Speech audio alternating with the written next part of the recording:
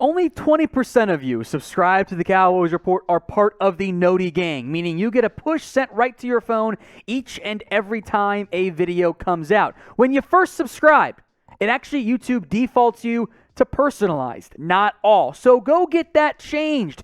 Click the bell button, change it from personalized to all. That way you don't miss out on a single video here at the Cowboys Report. And if you're already part of the Noti gang, or if you just joined, let me know so I can thank you by typing in me in the comments section.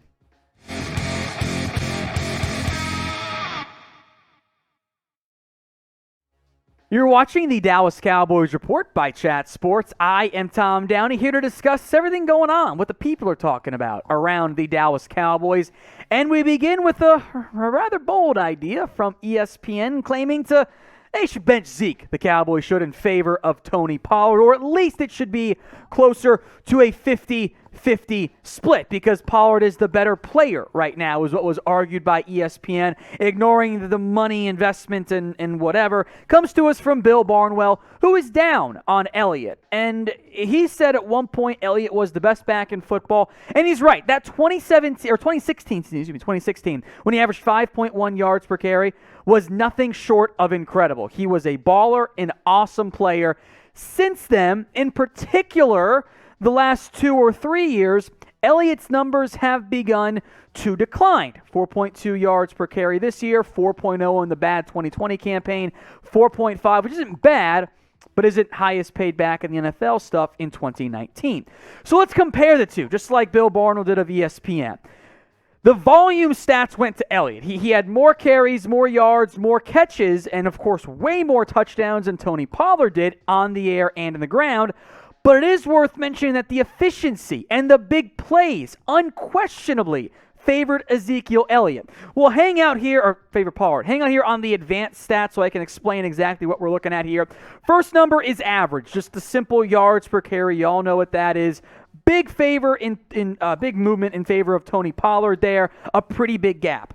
RYOE over attempt. That is rushing yards over expectation per attempt, meaning the average running back. A lot of data goes into this stuff per ESPN. It's if this is how it's blocked, what are you expected to get? Eliott, negative 0.1 yards per attempt, so just below average. Tony Pollard, almost a full yard over expectation relative to down and distance and all that stuff.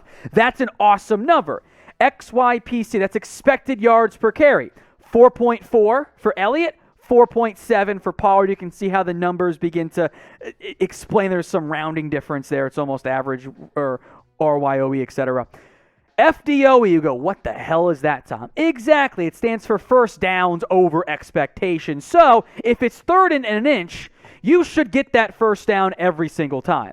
Eliott, 7 less first downs than what you would expect given the down and distance. Pollard, 2 more. That's bad versus pretty good figures there.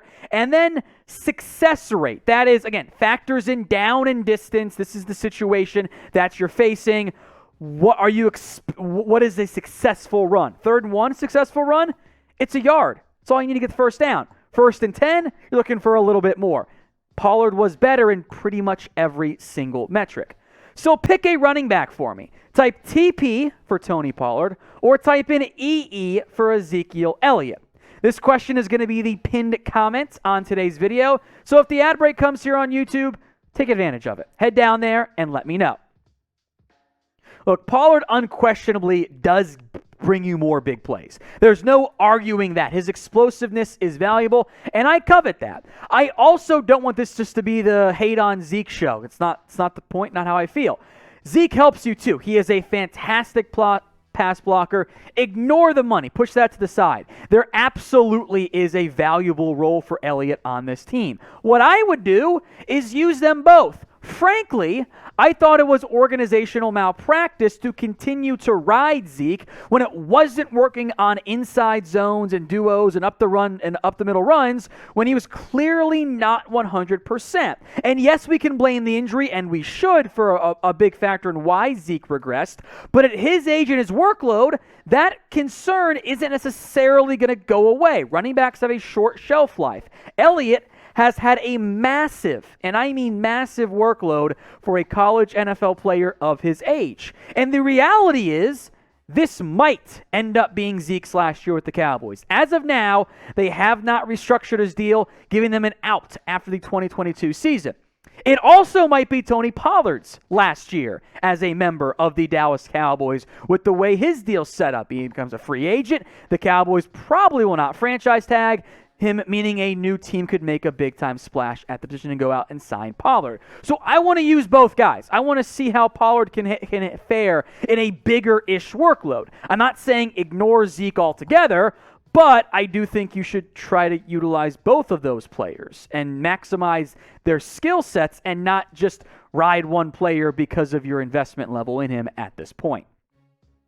Now, we are also on Rumble, where we have free and uncensored videos, including Cowboys Report After Hours. So if you haven't already, go follow us over there, rumble.com/Cowboys TV. That link, by the way, rumble.com/Cowboys TV, I'll put it in the comments section and in the description.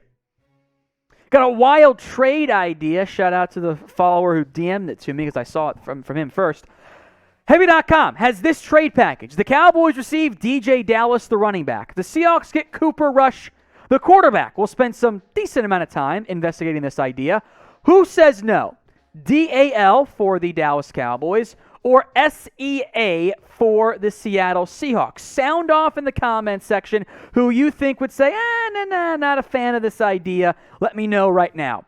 Myself, I don't like this move for Dallas, particularly the Dallas Cowboys. I realize that now that there's DJ Dallas, I mean the Dallas Cowboys, America's team.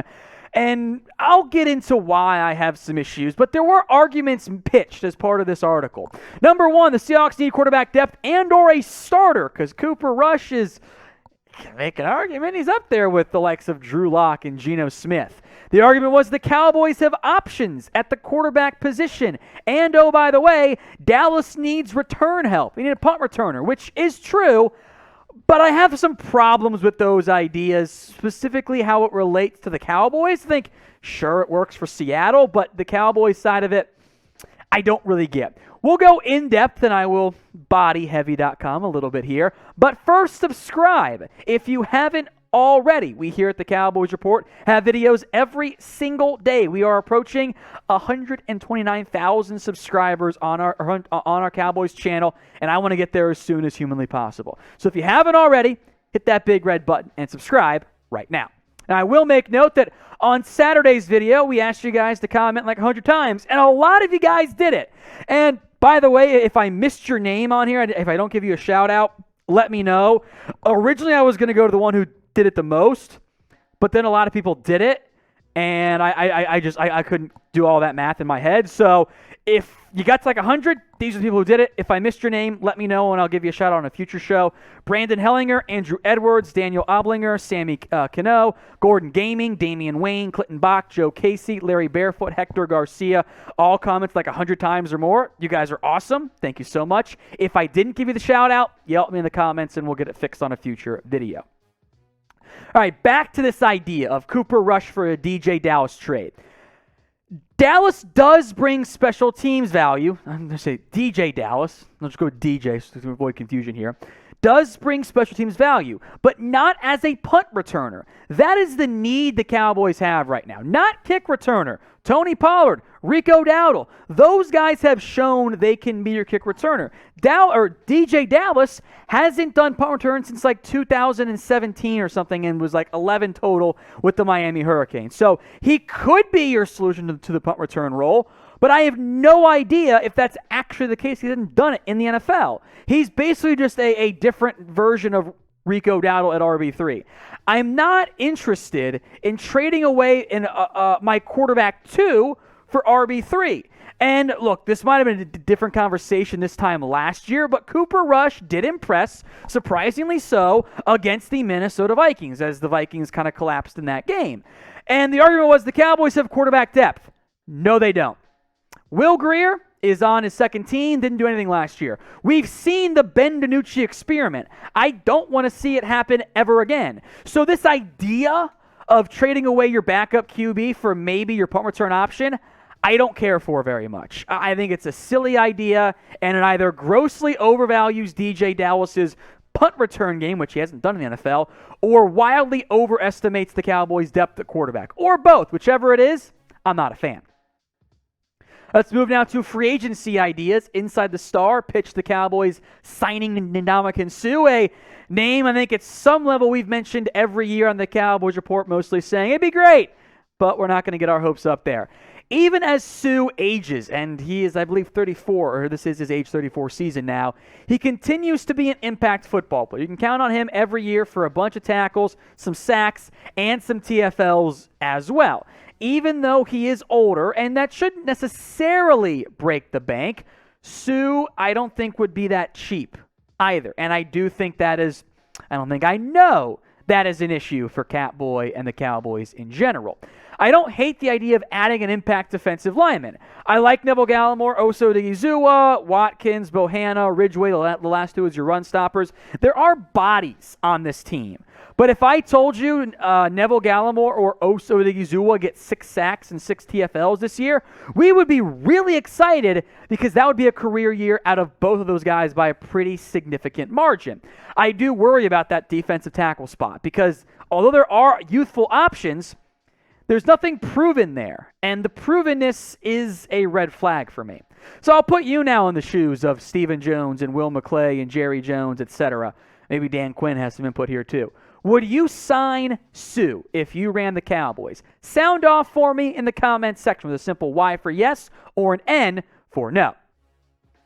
2 news items I want to hit here briefly for the Cowboys. LaKendrick Van Zandt, the safety from TCU, has been cut by the Cowboys organization. That move came earlier this weekend. This does free up a roster spot for Dallas on the eve of OTAs, etc. Could they try to bring back the kicker, Chris Nagar, who they cut last week? Maybe. Is there something bigger in mind? I know better than to get my hopes up. The Cowboys also lost, I'll put lost in air quotes there, Brent Urban, the defensive tackle who barely played last year due to injury. Good run stopper. He is heading back to the Baltimore Ravens to an extent. No details yet. Super cheap 1-year deal. At this stage in the offseason, by the way, this does not impact the comp pick formula whatsoever. But those are the 2 minor roster moves I wanted to briefly mention for you guys.